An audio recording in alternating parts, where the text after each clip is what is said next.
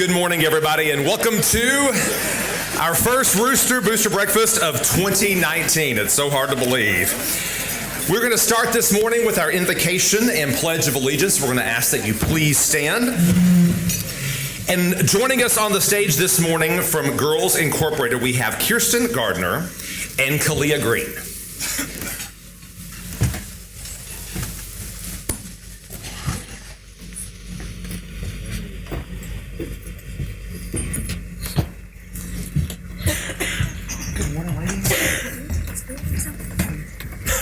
You can pull this guy if you need to. How about that? We're just a little bit short. Okay. Good morning, Owensboro. Good morning. Come on, we can do better. Good morning, Owensboro. Good morning. That's better. All you early birds all dressed up professionally, setting a good example for us. Honorable Mayor Watson. Good morning. Honorable Judge Mattingly. CEO Camden Spray. Oh, good morning.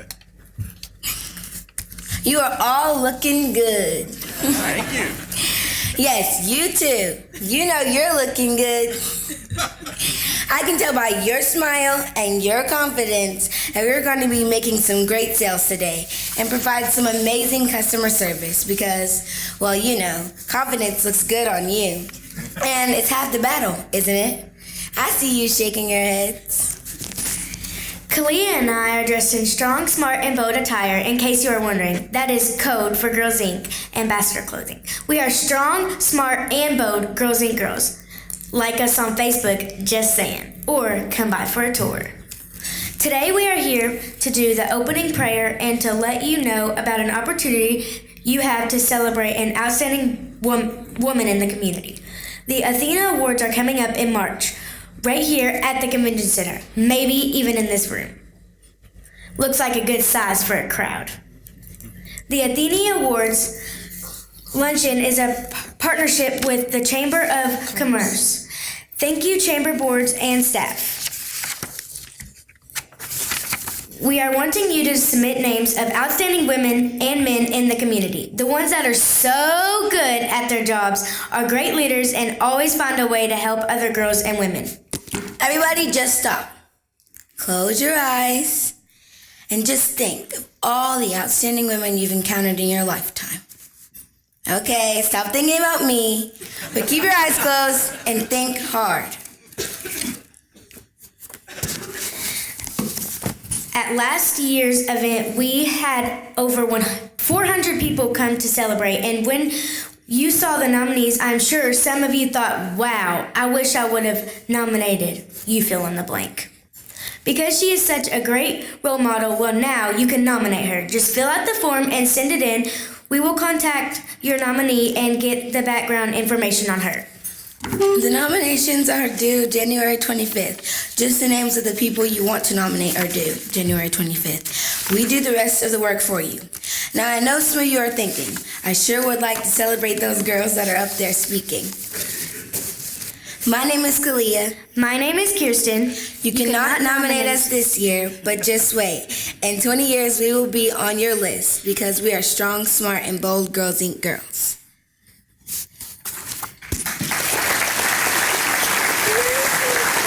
You have to say this and then. No. Please join me in bowing your heads. Dear Lord, thank you for each and every person who sits before me today who work hard in our community to support girls like me to be strong, smart, and bold. Thank you for all of the leaders here who are making good decisions to achieve peace in our community and around the world. Thank you for the people who prepared the food today. Lord, I ask that you continue to watch over and protect us all as we leave and go back to our homes, schools, and jobs. In God's name we pray, amen. Amen. Now please join me as we say the Pledge of Allegiance. I pledge allegiance to the flag of the United States of America and to the republic for which it stands, one nation, under God, indivisible, with liberty and justice for all. Thank you. Pretty much agree with that. One more time for these young ladies, Kirsten and Kalia. And you all can remain standing for this morning's Mingle Minute.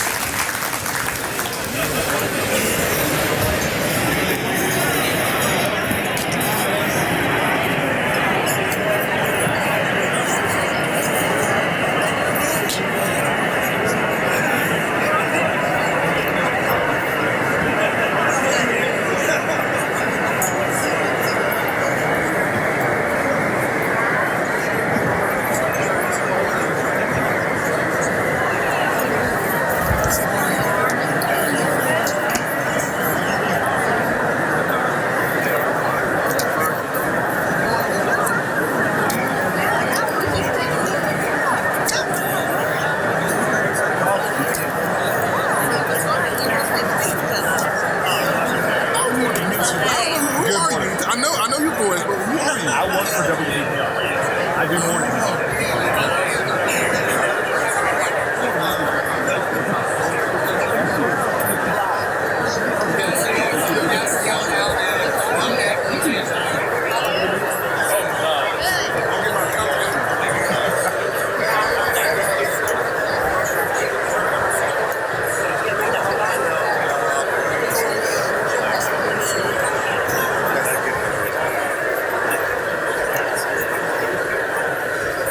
She's here, and I'm gonna tell you, she can shake it.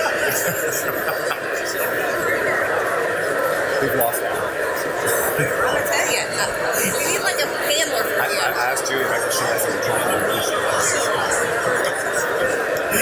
her. All right, thank you all so much.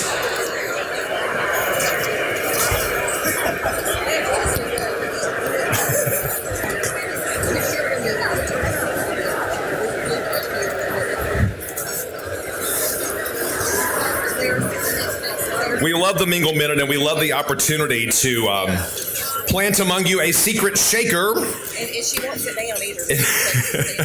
And a secret shaker still standing. Still wants to shake from the Marilyn and William Young Charitable Foundation. Sarah Hemingway is our secret shaker this morning. Good morning. Happy New Year. Hey, Sarah.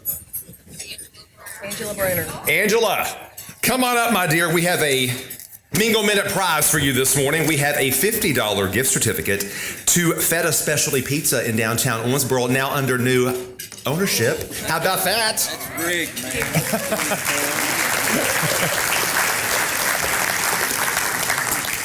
At this time, we would like to welcome the folks who are tuning in this morning on WOMI Owensboro. That's 99.1 FM, 1490 AM.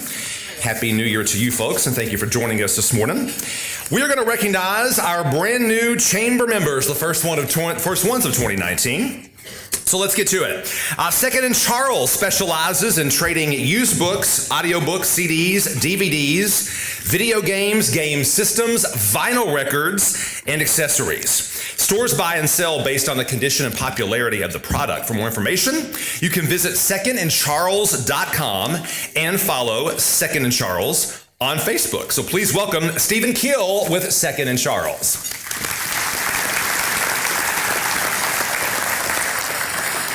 American Grease and Septic is a liquid waste hauling company that specializes in residential septic as well as commercial restaurant grease removal services.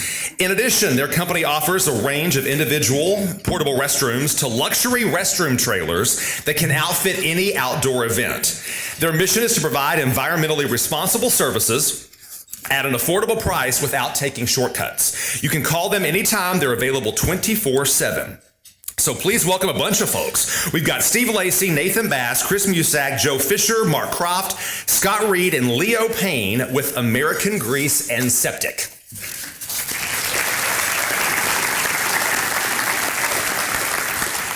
Sarah Barnes comes from a hardworking family in Whitesville who knows the value of a dollar. She has a strong work ethic with a son who is 9 and a husband of 11 years that keep her motivated to be her best at all times. She is strong in her faith and forever grateful to have the opportunity to serve Owensboro's and surrounding areas' real estate needs. Along with Keller Williams, she is doing great things in and for this community, and they strive to provide only the best service imaginable. So please welcome Sarah Barnes with Keller Williams Elite.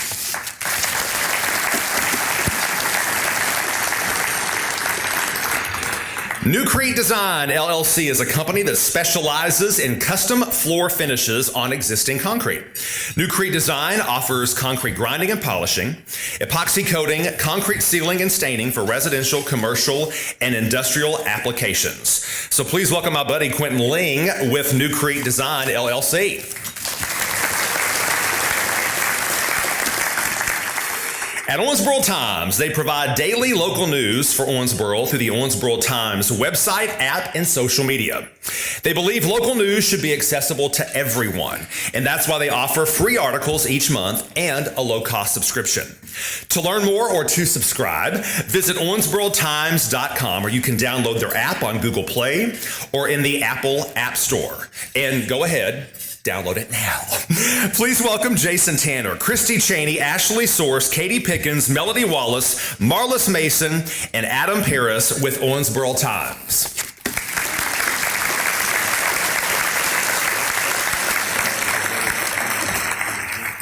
Profile by Sanford provides nutrition, activity, and lifestyle coaching to help members lose weight and keep it off. Profile was developed by physicians and researchers to take the guesswork out of healthy lifestyle change. Memberships include access to coaches who are trained and certified to be your guide, a personal plan based on individual nutrition, activity, and lifestyle goals, nutritious, delicious food with exclusive discounts, Wi-Fi, smart body scale, and smart tracking technology. So when you're done with diets, choose Profile. Please welcome Carlos Orjuela, Christine Tomes, and Eric Tomes with Profile by Sanford.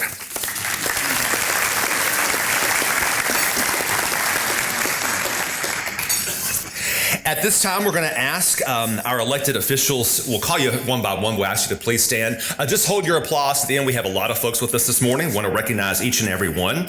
So please stand when I call your name. Former Kentucky State Senator Joe Bowen is here today. Kentucky State Representative Suzanne Miles. Kentucky State Senator Matt Castellan. Kentucky State Representative DJ Johnson.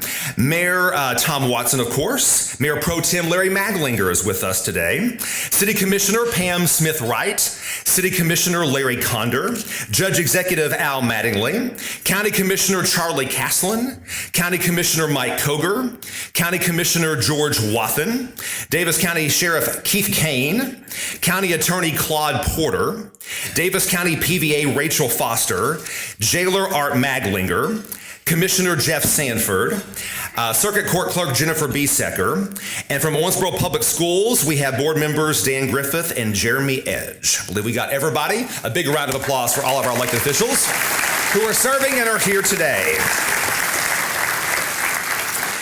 At this time, we're going to ask all of our chamber ambassadors to stand too for recognition. Let's give those folks a big round of applause this morning.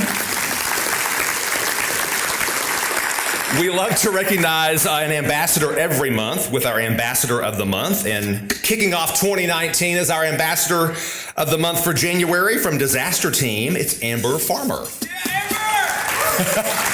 Oh, she brought her very own cheering group and... Oh my Lord, really?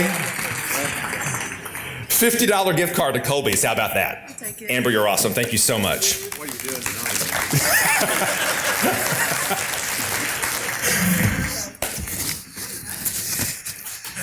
The Green River Area Community Foundation exists to advance philanthropy by doing a few things: serving the charitable interests of donors, enabling increased charitable giving, and improving the community by being a permanent philanthropic resource for current and future needs.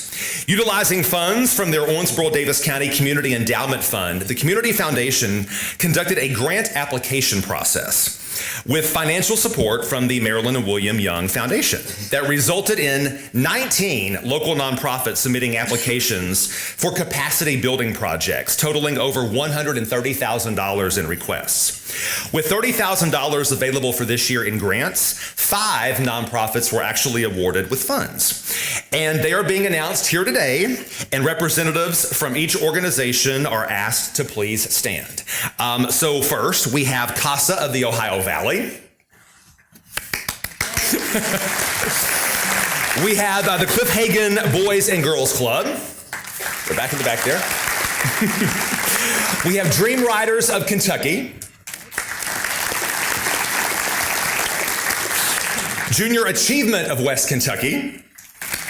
Goes back to the back. And finally, Oasis. Also, if any current or former board members and staff of the Green River Area Community Foundation are present, we ask that you please stand too so we can recognize you this morning.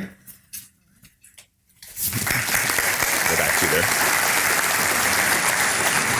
Their dedication to philanthropy in the community is much appreciated. If you would like to learn more about the Community Foundation, you can contact Executive Director Emcee Silbert through the Chamber office. At this time, it is time for our Chamber update. And with that, our President and CEO, Candace Brake. Good morning, everyone. I will try to make this brief today as we've got a great program for you. First of all, our Chamber celebration is going to be on January the 25th. Last year, we had between 600 and 700 people there. It's a great time to get out and really enjoy the excellence we have in our community, across our business community and our membership. We have a lot of sponsors that I would like to thank. If you would bear with me, these are sponsors that make that event possible. First of all, our presenting sponsor is Owensboro Health. Our after-party sponsor is UniFirst. Our platinum sponsors are Atmos Energy, German American Bank, and Independence Bank. And our award sponsors are the City of Owensboro and the Davis County Fiscal Court. Silver sponsors, Kenergy Corp. And Old National Bank. And the print sponsor is Greenwell Chisholm. Bronze sponsors are Brush University, Courtyard by Marriott, Owensboro Hafer, Holiday Inn, Owensboro Riverfront, Glengate Hospitality, Ruoff Home Mortgage, Thompson Homes Incorporated, Wellington Park, and WKU Owensboro. And our gold sponsors are Assured Partners, BB&T, Big Rivers Electric, Boardwalk, Canteen Service Company, Don Moore Automotive, EM Ford and Company, Glenn Funeral Home and Crematory Incorporated, Hart's Contracting of Owensboro, Houchins Insurance Group, Messenger Inquirer, Matulsa, On Time Fab Incorporated, Owensboro Community and Technical College, Owensboro Riverport Authority, O.Z. Tyler Distillery, Republic Bank, Riney Hancock CPAs PSC, South Central Bank, Toyotetsu Mid-America, U.S. Bank, and U.S. Bank Home Mortgage. Thank you to all of our sponsors, and we look forward to celebrating our community together on January the 25th. You will have at your places our Go Chamber Quarterly, and this is focusing on education in the community, particularly on our four-year institutions. This year we've had the opportunity to have one of our college presidents as our board chair and leader, and it just shows the depth of what higher ed has meant to our community, not only as employers, but also from a leadership perspective. It's really enriched our community, and Bart, it's been a pleasure to serve with you this year. We also have an opportunity to advertise in our relocation guides. We do these every other year, and we did our first one 2 years ago. This is the way that we send this out in our relocation packages. Our realtors use it to market the community. When people move here, they come to the chamber, or we will email it to them, and we also have it online. This is the first way that they decide who they're going to have for different services. So when people come here, make sure that your business is going to be the person that they see when they open that book. It's probably one of the best publications that we've seen. So please do that. Advertising is available today. We have a lot of people from Tanner Publishing here that will sell you an ad and make you look great. Our CYP, several dates this month. The luncheon is going to be next week at January the 9th. Ribbon cuttings, January the 11th at Pure Life Yoga, and January the 16th at 2nd and Charles. We also want to remind you to save the date. We have a legislative update at the chamber offices on Saturday, February the 2nd, where our state legislators will come and provide input and listen to what you have to say and your concerns, but also give us an update on what is going on in Frankfort. You know, our session starts this week, so it's important, and we'll be watching what's going on there and advocating for our business community and for Owensboro. And Farm City Breakfast is Saturday, February the 23rd. I saw Suzanne Cecil White, our Ag Committee Chair, here today. Please come out and celebrate together with our Ag community. You know, Ag and business they're interchangeable in Davis County, and the Ag contributions, without Ag, you know, look in this room, we wouldn't have the businesses we have. We also do have a new insurance program for small businesses. It's an association program.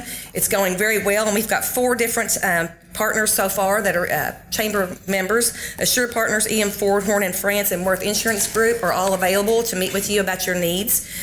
Member of the Week, boy, we've got a lot. I said I was going to keep it short, Jacqueline. Member of the Week, 50 free 30-second commercials on Cromwell Radio Group. That's free for every chamber member. Jacqueline Graves will work with you on that. They produce the spots for you, but it's a really great way to get your business out, your name out. People listen to radio. It's a very captive medium. The network is meeting at Old Hickory Barbecue on Wednesday, January 9th. And as always, I'd like to call your attention to the renewals at your seat in your chamber matters. If you look around this room, looking around this morning, every person in this room is involved in some kind of activity and some kind of philanthropy, or whether it's their career or volunteer. This chamber is full of people that are making this community move forward. So we ask for you to consider doing business with chamber members only to facilitate relationships with these people, because they care about you, and we ask for you to care about them. John Conti, thank you always for being here. You always bright and early with a smile, and you're a great partner. Last thing I want to do is say goodbye to someone on our staff today. Lauren Wood, it's her last day today. She came to us 2 years ago from Murray State University. She's a Henderson native, and it was her first job. She was in PR and business. And through a lot of chamber activities, Lauren has dealt with a lot of educational things, and she kept getting that little tap on her shoulder. And after our Hager ribbon cutting, she came back to the office, and we all looked at her and we said, all right, Lauren, you're going to go back to school and be a teacher. So the teaching profession is gaining an amazing young woman. We're so proud of you, Lauren, and we'll always be here for you. Go set the world on fire.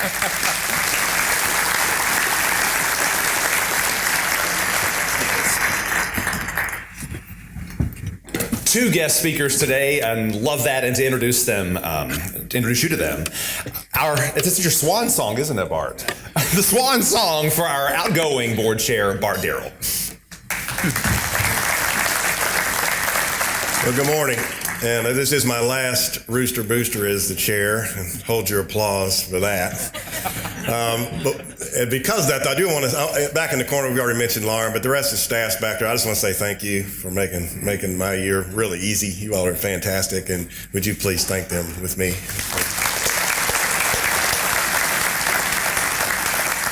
And I also would like the members of the Chamber Board of Directors who are here to stand. I want to say thank you to you all. You're an amazing group of people committed to Greater Owensboro and Davis County, and I would like for you all to thank them. So please stand if you're on the board. There's a lot of them standing. Yeah, they're all standing in the back, most of them already. Thank you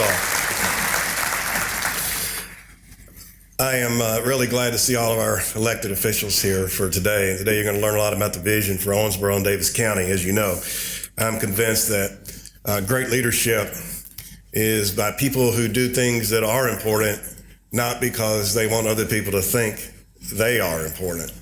And I am convinced also that we have a group of leaders in this community that feel just that way.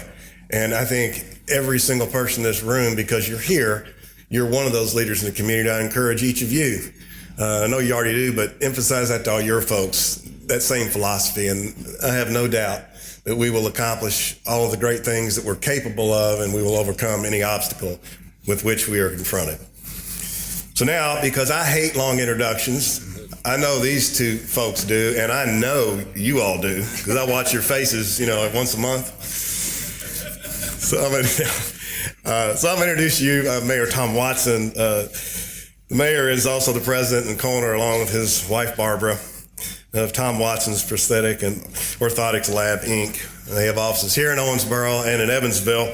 He has served as your mayor previously from 2005 to 2008 and just couldn't get quite enough, and came back and was elected in 2016 for his second stint as mayor. Ladies and gentlemen, Mayor Tom Watson.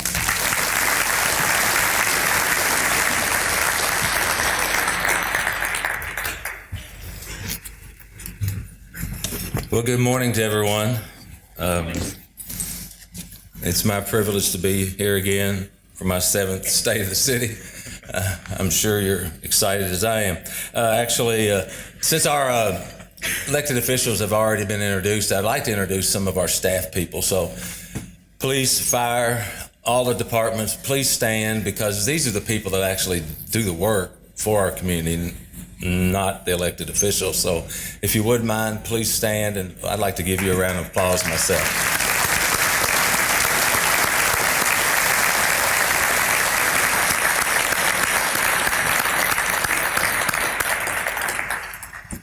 Okay, so you've met our new elected officials, a couple of them coming back for another round of this fun. One of them took a 2-year sabbatical, couldn't stand it, but had to come back, and we got a newbie on board. So I'm excited. We had a great swearing in last night. Judge Jay Wethington came and did a fantastic job of telling us about the election process, and then my buddy, Reverend Larry Lewis came and gave us a beautiful opening prayer, so I appreciate that. A couple of things I want to spring on my commission tonight, your commission. I'm going to ask each one of them to create their own bucket list of what you think we should be doing over the next year.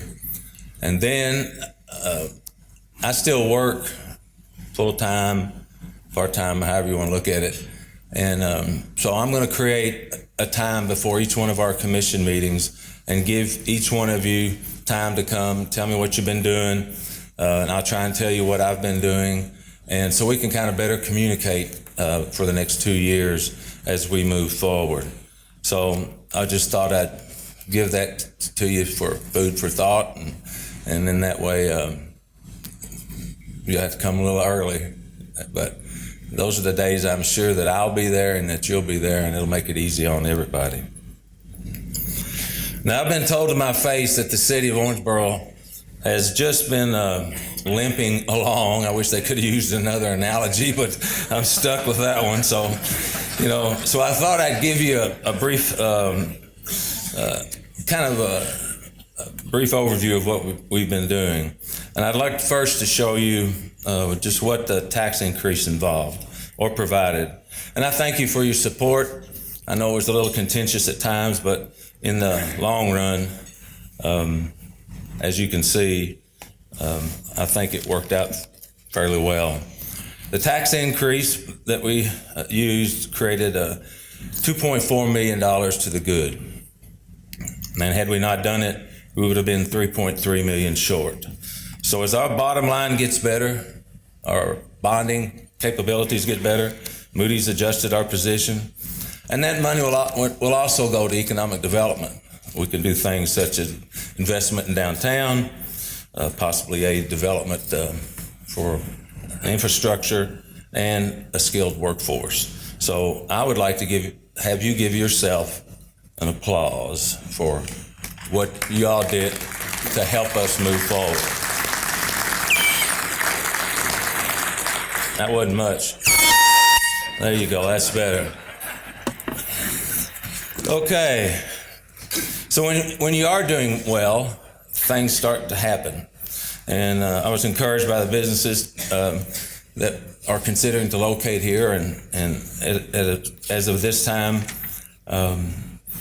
since 2016, 2018, we've had 1,841 business license issued or include renewals. That's city and county. So I think that's very, very positive. With growth comes attention and accolades, which can open doors in Frankfurt and DC. Without these relationships, stagnation occurs. So I can't overemphasize how important it is for our community to have access to state and federal governments. No one understands that better than your chamber CEO. She's planned a very successful trip to DC the last couple of years. It's opened doors, especially at the Department of Transportation, where we were able to create some relationships with people that make decisions. The meetings with Congressman Guthrie, United States Secretary of Transportation Elaine Chao, and Todd Inman as well. They just proved invaluable as we try to move forward. And of course, Leader McConnell had his thumbprint on about everything that goes out of Washington, and he does love this community, and I think it's extremely important that we realize that, because these people are all really good friends of OBKY. And to that result, the Riverport landed $11.2 million federal grant, or 11.5, I think. Sorry, I gotta put my cheaters on. And that was a culmination of about 3 years of trying to get this grant for safety and for in growing the economic development of our river port. We had Brian Wright with us, and he was a star up there. Every question that was asked by DOT, Brian was right on top of it, and that made a big difference for us having that opportunity. I think there were, I'm trying to remember, 1,023 applications for this grant. US DOT approved 20 of them in Kentucky, and that's a huge number for no more people than we have in Kentucky, because the city of Houston has more population than the state of Kentucky. So, and then it was whittled down to 3, and we were fortunate enough to be selected. And the federal government says they anticipate the contract being let in a few months, I think. Next was the $10 million of federal highway money for 54 widening and the long-awaited I-65 shield. You know, when we announced some of this, I probably misstated or something, because I know Austin never makes a mistake when he quotes me. So they found out about it in Washington the next day. They called me and said, we need a press conference. We're going to get this straightened out.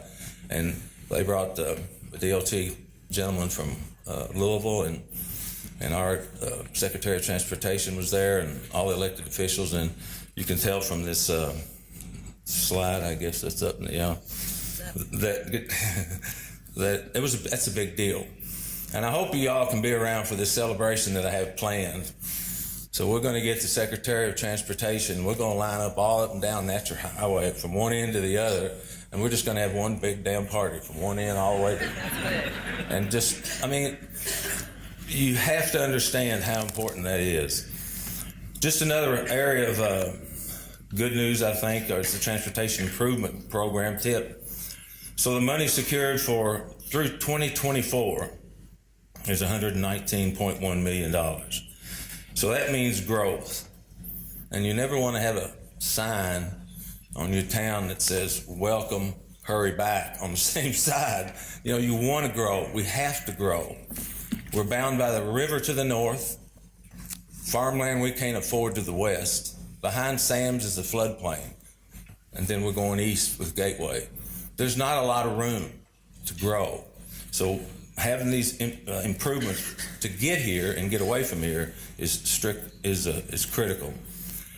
The next project that I've been working on for how long we've been, well, Buzz Norris was judge executive 26, 27 years ago, and he saw the need to have us access from north to south, because we had the 65 running by through Bowling Green. We had the natural going to Bowling Green, and so it got going again, and it's a P3 deal with the government, federal, state, and local money. And Hank Minke in Huntingburg has raised $7.2 million from the private side. And if you can visualize, they're going to make 6 lanes from Indy to Louisville. And from Louisville, they catch 65 and go to Nashville. So that's to our east. But 67, that's the number? One of them coming out through Bloomington, going to Henderson, where the twin bridges are, and across there, hooked to the Pennyrile, and that's from the west. So where are we? We're on a cul-de-sac right between the two of them. And we're going to be left out if we don't do something. So we've made strides there. I think Mike Braun winning. Did any of y'all see those commercials between Braun and Conley on TV? Was that brutal or what? He had such a tough time that when I called to try and talk to him, I got his wife's cell phone. He said he's not taking any calls. So I finally got his cell number and talked to him and encouraged him to get in the Department of one of the committees for Transportation and Commerce. So if that occurs, he's from Huntingburg. That's where his business is. And also he took the mayor of Huntingburg as his chief of staff to Washington. So those of you old enough to understand the age of Aquarius, I believe the stars are aligned, because we have that part on the Indiana side, because the governor now used to be the lieutenant governor for Pence, and Pence shares space up in D.C. with some other guy, and they've done fundraisers, they've done things for all those people, and then we've continued to build our relationship with Senator McConnell and our federal staff. So the alternatives, we end up on a cul-de-sac, right, Matt? And that's not growth. So we have to continue to work on these projects like this. Then finally, we got the Bluegrass Museum done and completed. One-of-a-kind attraction, and it's just unbelievable. I actually went to hear Marty Stewart the other night, and I've never heard anybody play the mandolin the way that cat does. We had a ribbon cutting for the parking garage, 437 spaces. The state okayed our Greenbelt East project from the extension of 0.81 miles, I think it is, on the old bypass. And thanks to our state delegation for working through that. The city itself was able to asphalt about 5 to 10 miles inside the city. I wish it could have been more, but dollars just stretched so far. And then, of course, we were blessed with the Hayden's decision to memorialize the Kentucky Kid, Nikki Hayden, with a statue unlike any place in the world, and we really like to thank the Hayden family. And of course, we provided events throughout the year that certainly weren't free. The admittance was free, but we provided the 4th of July celebration, the fabulous air show. Some say 70,000 folks were in attendance. The barbecue festival, second weekend in May every year since 1979. Kirk's famous Friday After 5 entering its 23rd year. Aaron Wheatley's project of Monsters on the Ohio. The Color Blast 5K presented by Independence Bank, a.k.a., get this, IBKY. You get it? Independence Bank of Kentucky. I think they stole that idea from somebody. But they raised almost $300,000 for local charities and had 2,200 participants in 2018. The Reindeer Run, presented by CareNet of Owensboro, 300 plus participants in 2018 and 4 years with more than 1,300 participants. American Cancer Society making strides against vicious breast cancer, approximately 3,000 participants in 2018. And then we had a wet holiday stroll. Made me mad I didn't get to light the tree, because then we didn't get to hear Ms. White's kids sing, and that was tough. But that's just a few things that we did over the last year. And then according to the gospel, according to St. Lawrence, where is Keith? He's in the back somewhere, he always is. He thinks our economy in 2019 is going to be pretty good. And speaking of our economy, Candace touched on it a little bit. Thank you. Candace touched on it a little bit about our existing businesses. I can't say too much about how important our existing businesses. UniFirst had an expansion. OZ Tyler folks here? I'm sure they're somewhere in here.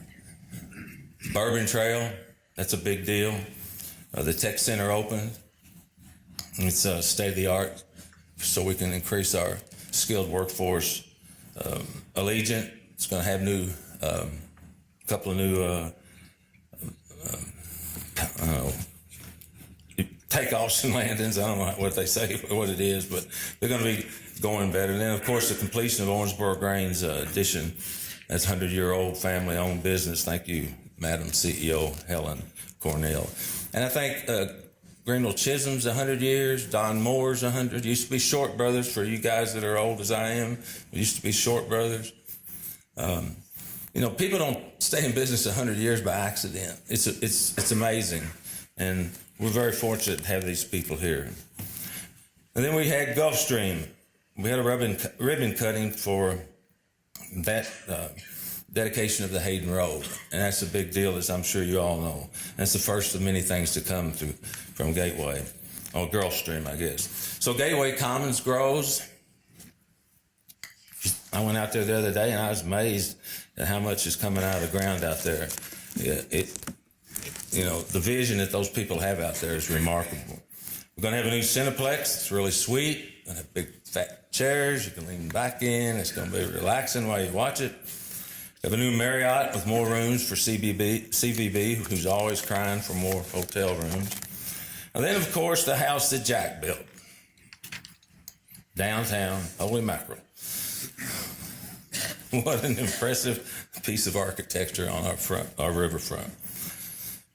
We did some repurposing of existing business buildings, the old GE and PD plant, Cohen Esri community, located in Old Germantown District, and it was named for Mr. Clarence Reynolds, who just passed away last week, 96 years old, a Marine, a true great American. I knew him very, very well, and there wasn't anything he couldn't do. 96 years old, just a great guy.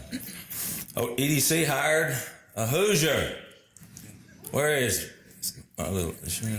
Hello, how are you? We're very excited to have some new blood at EDC, CEO. I've often said that the three most important positions in our community: first, the judge executive; second, the city manager; and third, the CEO of EDC. That's what keeps your community going. Those three things right there. Those are the most important. The airport board got them a new CEO from Bowling Green. We stole something from Bowling Green finally. How about that? Good job, Ed Riney and that staff as the Bowling Green CEO. Owensboro Airport CEO here. Good to have you here. Wonderful. Another great Owensboro existing business and corporate citizen is Kentucky Legend, and they had the Oink for Owensboro charity project, which was great. The city's pig went to Estes Elementary Public School, and they've just had a blast with that thing. And actually, there's plans for 8 more pigs. So in 2020, we'll have 20 pigs in the year 2020. And I'd be remiss. You guys here? Probably in a ditch fixing something, I meant. Oh, there's Timmy. We showed the world just how good our OMU employees are with not only 1 break, but 2.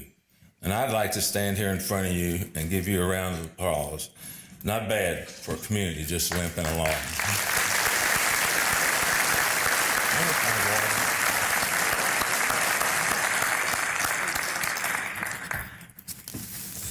Thank you. As John Wayne said one time in San Iwo Jima, in everyone's life, a little rain must fall. We lost our assistant public works director and sanitation manager. Then our assistant city manager / assistant attorney left. Then we hired assistant city manager. Then we lost our city manager. Then the assistant city manager became the city manager. Then we got our assistant public works guy to come back as serve assistant city manager. Then we lost the executive assistant to the mayor. Then our paralegal. Now, which one of you guys in the corporate world would like to deal with that nightmare? All in 7 months. Thank Josh. Is Josh here? He did a great job of trying. It's hard to get hired at that place over there. I'm telling you, it takes forever. But thank God we had Beth Cecil, because she kept the place going, trains running on time, and as witnessed by the previous slides. And I'll take time to thank Beth for helping me with this slide, and my assistant now, Adrian Carrico. I thank you very much. So after we get all that kind of straightened out, then guess what? It's election time. So then we got that merry-go-round going on. We got to get this, we got to do that, we got to get here, we got to go there. So that kind of holds back progress in itself till it all settles down and then everybody gets the seat. Because those elected officials that understand that seat doesn't belong to us, it belongs to the people, those are the ones that are going to do your best job by far. So I stand before you today and try and find out what your aspirations are for the future. And I'm here to tell you it's time to look at the second phase of this little document put together in 2009 on how to develop a downtown. The second phase is, the next phase is what we are in the process of trying to figure out. And are you happy with what's been done? I guess you probably are. Everybody comes to town and said what a great things we've done. But can we be better? So are you willing to do whatever it takes to get us there? Can we join hands as a community and everyone band together to fulfill the next phase of needs, to complement all the things that have been done downtown to this point? In other words, we need density of people downtown to make this continue to happen.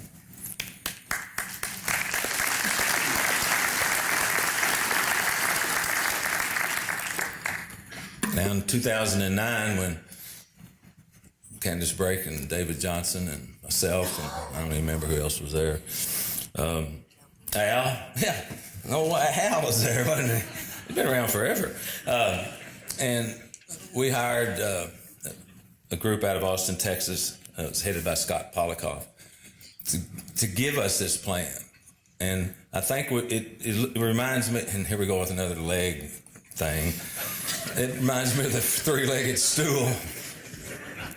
So we've done retail. It's coming. It's building all the time. We have recreation entertainment. It's here. And the last part of that stool is the proverbial parking. Now, it's been said we have a parking problem downtown. Would anybody disagree with that? Mm-hmm. So we have to look forward. And this is the most difficult piece to implement because it's very complex. But the economic benefits of placemaking are, but not limited to, creating a new urbanism, providing a sense of community, creating a place identity, creating walkable neighborhoods, which all leads to economic development. And I love this slide, and we thank Adam Parrish for letting us have it. Because the first two things that come to mind to me is, well, if I'm going to go there, where am I going to park? And if we don't have parking, you can't have the rest of these things that we need, which is housing. So can you imagine what space is required for hotels, apartments, and condos? It's all about placemaking. You got to have this in this place, this in this place, and it's got to be able to work with each other. The ability to park once is big on my agenda, and just walk amongst the destinations that we've already created in Owensboro. The concept of live, work, and play must be the overarching goal of the next phase of downtown development. Now, I have a pointer. I don't know how it's going to work. It's all the way over like that, so I'm going to have to just go through this next slide. Okay. I can point. Well, I'm going to try and point as best I can. As you can see along the riverfront, we've got Convention Center, River Park Center, Bluegrass Museum, all the development down through there. And then up, you know that there's retail and there's places to shop and there's places to eat with a lot more to come. And then these little 1, 2, 3, 4, 5, 6, 7. It's the residential density zone. And that's where we got to have people. And to have people, you look at the gray boxes up there, that's your parking zone. Now, most of these spots are privately owned, if not all of them. Some of them are owned by the city now. Some of them are owned by one of those Matt Hayden things. He's got like 500 LLCs, I think. But we have to figure out a way to make them all come together, because that's the most important piece of the puzzle. So obviously we built a $8 million parking garage that quite honestly doesn't solve a lot of the parking problems downtown.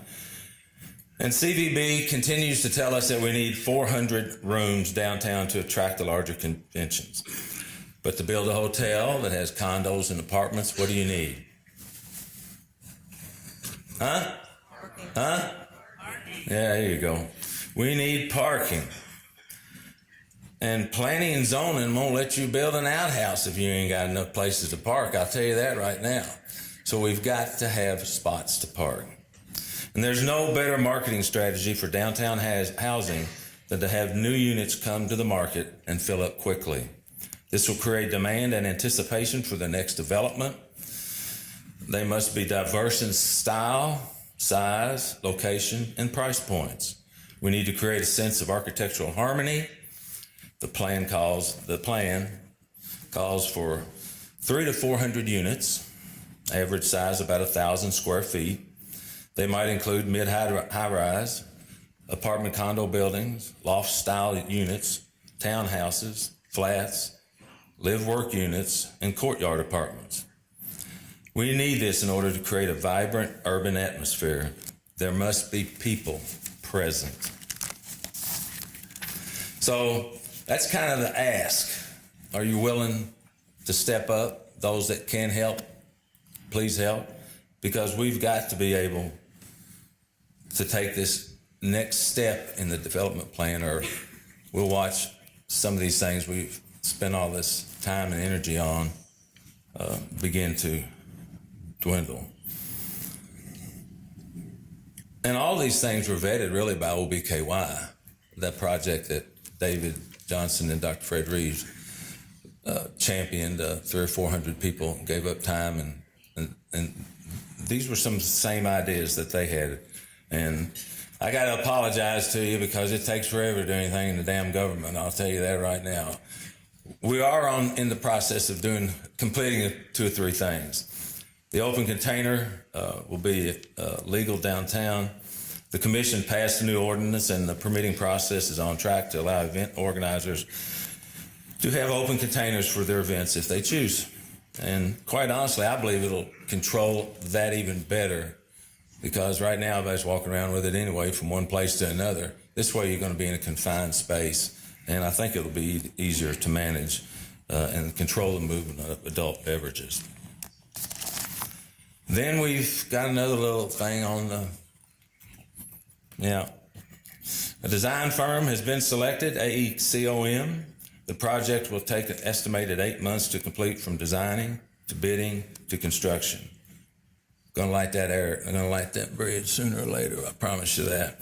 The project is estimated $750,000 to $800,000, not including any design fees. And I have to thank the community again, because I got chastised for saying, if you want to kick in and help the city with this project, put $1 or $2 with your, was it tax bill? Is that right, Angela? To this point, city, the residents of Owensboro have contributed $10,093.43, which I think is pretty damn cool. And that's going to go to, and that'll be used in the design phase, if I remember correctly. And then one of the other things we can do that was created with OBKY is create the mayor's mount. Not Tom Watson mayor, no, it's the mayor in particular. And it's going to be a walkway downtown it's going to be a mile long, so when people come in at the hotel, they can go out of the room and they can do their mile jog like I do every morning. And it's going to be pretty cool. We're also going to we're going to participate in the Oink for Owensboro again, and we're going to have another oinker, and we're going to call the oinker Miley. So we're excited about that. I think it's going to be a really fun thing to do downtown. And finally, I'd just like to talk to you about service.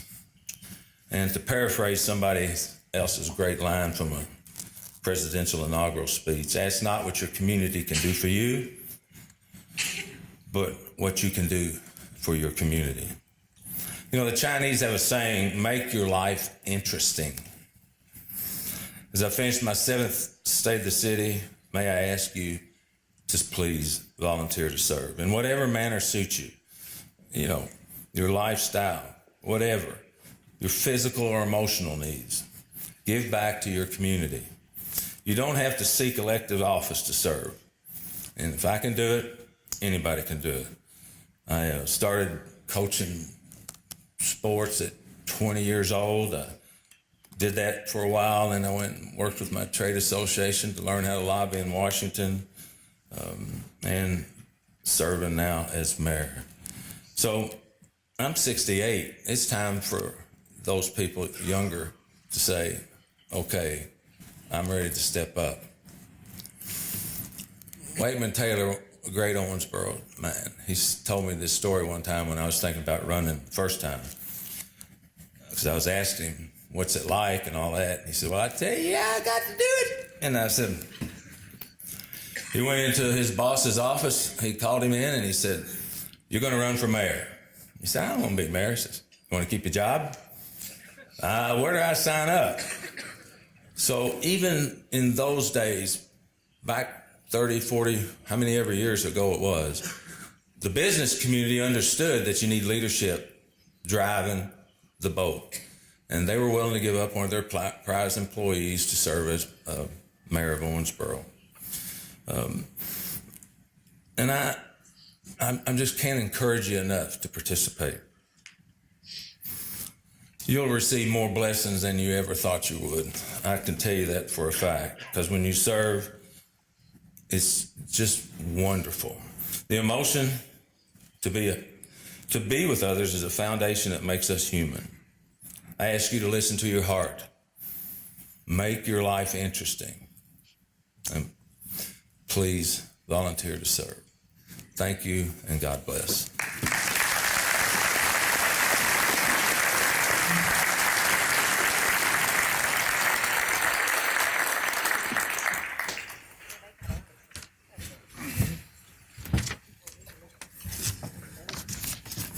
Well, you don't want to leave. I know you are. City employees going back to work. Judge Al Mattingly is a longtime business person in this community, and in 2010 was elected as our county judge executive. Before that, although some forget, we didn't, that you served on the city commission from 2003 to 2007.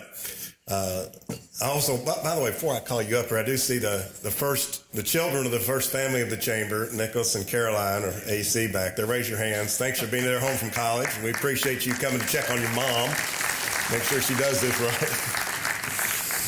So without any further ado, your county judge executive, Al Mattingly.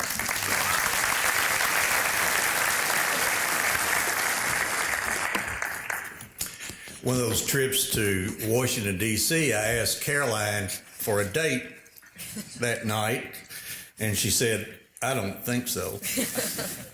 It's nice to see you, Caroline. Well, good morning, and Happy New Year to each and every one. This will be my 9th State of the County address, and first of all, I want to thank the Chamber for allowing the city and the county to come here and talk to you a little bit about what's going on in your community. And first, I want to start by introducing some folks. And this year, so I don't forget, my wife, Judy, she sits out there and is the one that allows me to do a lot of the things that I do. She wakes me up from my easy chair to make sure that I'm there on time.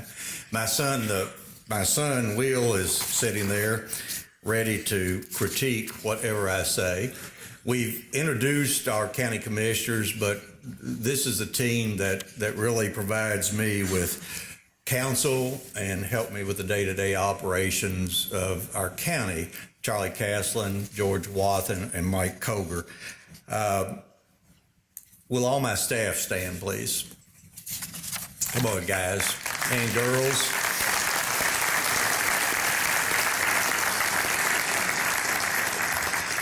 And Mayor Watson said it, these are really the folks who make things go in our community. We've introduced all the constitutionally elected officers, so I'm not going to go through that again, but let me say that those are the folks responsible for delivering all of those services that your tax dollars pay for. And I look forward to working with each and every one of them this coming year.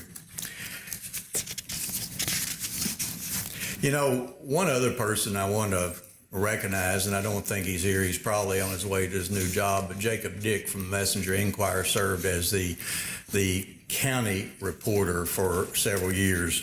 And I have to say that when Jacob first came there, he really didn't know how to take me and county government. But when he left, I'm really saddened by the fact that we have lost another young person from this community. Austin, I know that you are coming back, and we always had a good relationship, so please make me look better than I really am. For 9 years, I've started the State of the County with... Guess what, Judge? I forgot to say something. Okay. We got money. We're paying our... All right. The county has money in the bank, and we pay our bills on time. And that's still true today. When we first came into office, we were determined not to raise taxes. We felt that we could find extra money in our budget to continue moving our community forward. And we were right. Without raising taxes, by reviewing every expense, by renegotiating contracts and reworking health care, we were able to save millions of dollars, which went into upgrading our parks, paving more miles of roads, and replacing more bridges than ever before. All this without borrowing money for capital expense, or taking on new debt, or dipping into our reserve fund. We operated the county on a business basis. We operated the county just like you operate your businesses every day, making decisions based on facts, based on data, and based on analysis.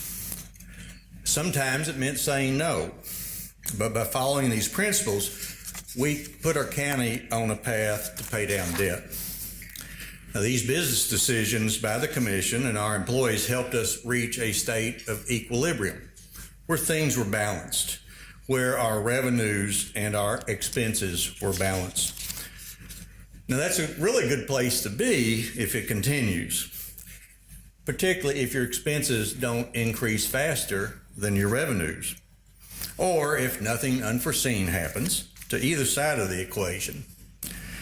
Now, last year I talked about the county and how it functioned, how the various offices work together to provide an efficient day-to-day government operation, and how working together we have been able to do all the things that we are constitutionally responsible to do, still staying in our budget for revenues and expenditures and paying down debt.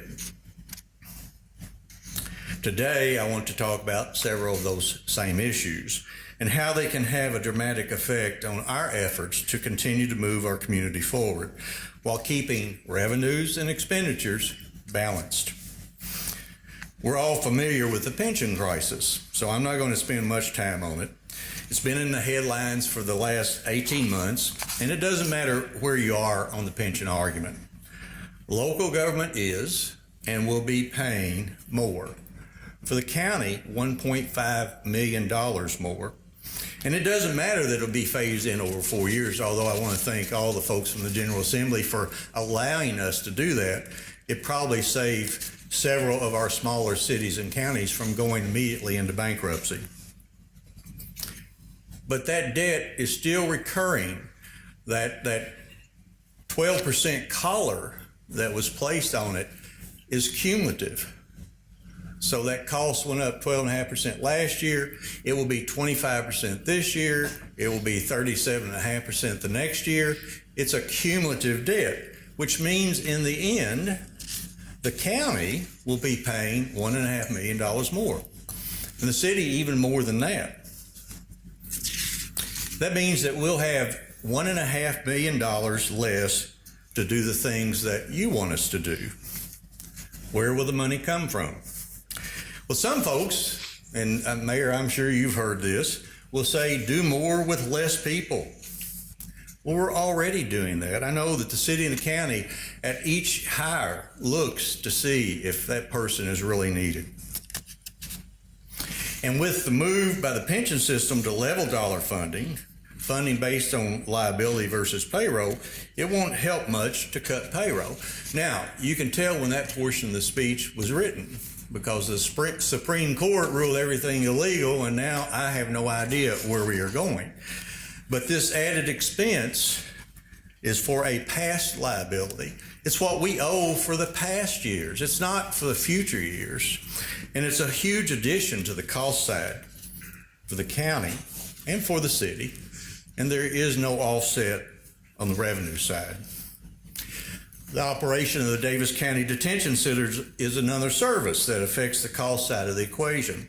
And while Jailer Maglinger and his staff do an excellent job, it continues to show an uptick in operational subsidy. Now, in 2010, 2011, when we came into office, we were subsidizing the jail by over $2 million a year. Again, through the hard work of many people, the subsidy was reduced to less than $1 million. Now think about that. From $2 million to less than $1 million, that meant we had another $1 million to do what we needed to. Looking forward, we see that cost ticking back up toward the $2 million level. Another increase without any increase in revenue. The final issue facing the cost side of our budget is the Sheriff's Department and the support that they receive from fiscal court. Sheriff Kane and his staff do a wonderful job with the resources that they have, but their budget now depends on $2.5 million in contributions from fiscal court. Every year, there's a need for more patrol deputies, more court bailiffs, increased pay for both, more equipment. But when you say more, that means more money. Just the increase in pensions, jail, and the sheriff's need will add over $3 million new dollars to our budget in the next 4 years. Recurring dollars added to the expense side with no offsetting revenue.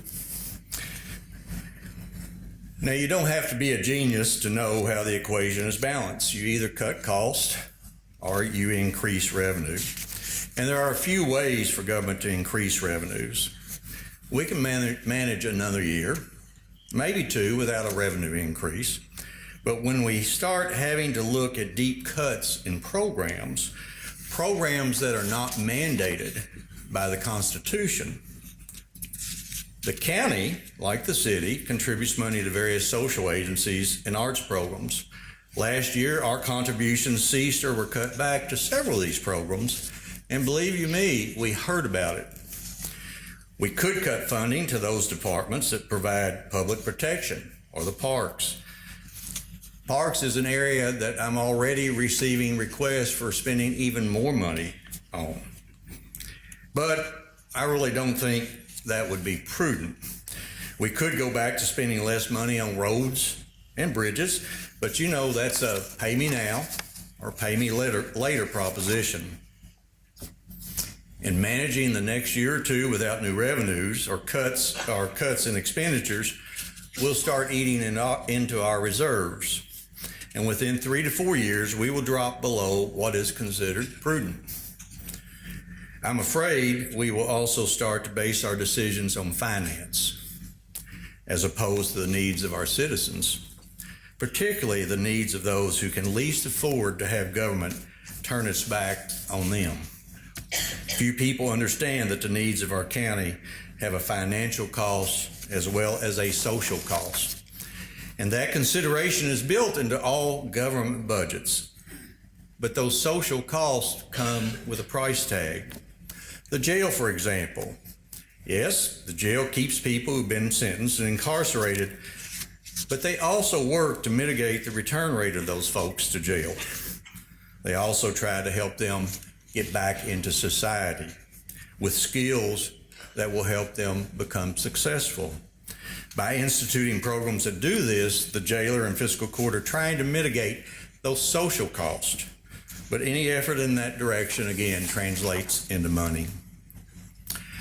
Some of the efforts at the jail include a program called Rocket Docket. This program is funded by the Commonwealth Attorney's Office. It works to reduce the number of cases that the grand jury hears by offering those being charged with nonviolent low-level felonies the option to waive their grand jury rights in exchange for a plea bargain involving little or no jail time, thus reducing the incarceration expense and court costs and social costs to their families, to their loved ones.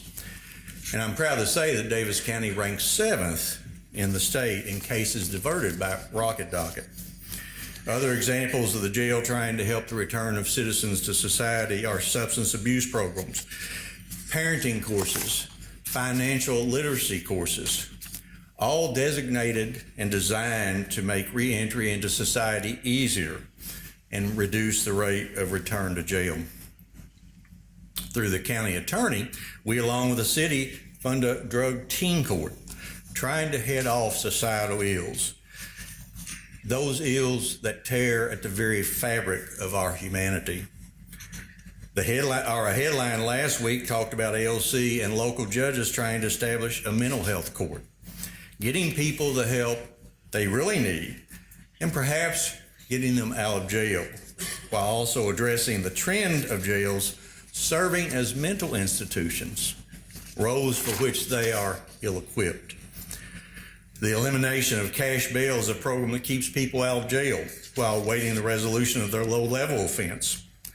This same program also eliminates the discrimination between rich and poor folks. To Davis County's credit, 44% of our people were released in 2017 without posting a cash bail. These are just a few examples. There are many more in our budget, from pauper burials to homelessness to medical access to feeding the hungry and helping seniors. Not needs spelled out in our Constitution, for which we are responsible, but needs just the same. Needs that I think our community and its governments address to the best of our ability. I would hate to think that we will start basing our decisions on what the cost will be, instead of what is right, what is just, and what is needed by our community. You know, next Sunday, and this is where I go off script, so this could be dangerous. Next Sunday, we celebrate the Feast of the Epiphany. An epiphany is an awakening, a sudden clarity in our thinking. It's wiping back, it's pulling back a fog that blinds us to reality. And there are many things that cause the fog. And my wife tells me it's old age that causes my mind to be fogged up. And she often will grant me an epiphany by thumping me in the back of the head and reminding me that, yes, thank you. But there are many things that fog our clarity of thinking. Partisan politics, moral superiority, personal bias, or that great one, I just want what I want and I don't care what anybody else says. I think that communities truly don't change inwardly until they allow the epiphany of hope and love and inclusion to flourish. I would ask you today, think about it the next few days. What is blocking you from having an epiphany regarding our community? On a personal note, I want to thank the mayor and the city manager for the cooperation and especially the communication that goes on between the city and county. Two local governments working in cooperation with a common goal.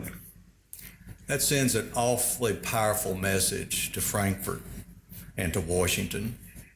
And I also want to thank each and every one of you and all of our citizens for allowing me and for allowing our team to serve you the next 4 years. Happy New Year, and God bless each and every one of you.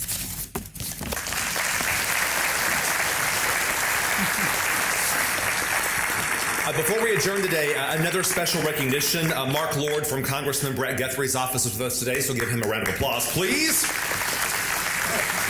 And Mayor Tom Watson has another special recognition.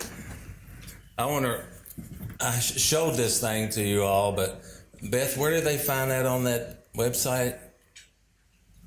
The front page of our website, you can download this and read it for yourself, so that you can understand where we're going.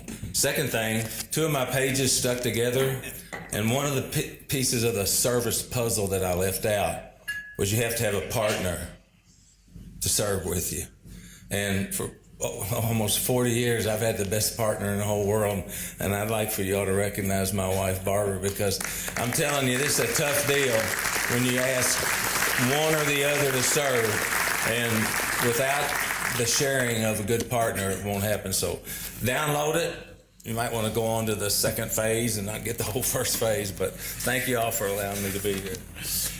Thank you so much for being with us this morning. However you celebrated the start of 2019, whether you were in Times Square in New York, Kirkpatrick, which was amazing, or at OZ Tyler here at the Convention Center, or allegedly at home alone with a bottle of champagne, Jacqueline. However you celebrate, or hey, I'll be there with you. I'll own it too. I was at home wearing pajama pants that had pictures of the Golden Girls on them, okay? Have a happy new year, and thank you for being with us, and we know that the Chamber is here for you, and we appreciate you being here for us. Thank you so much.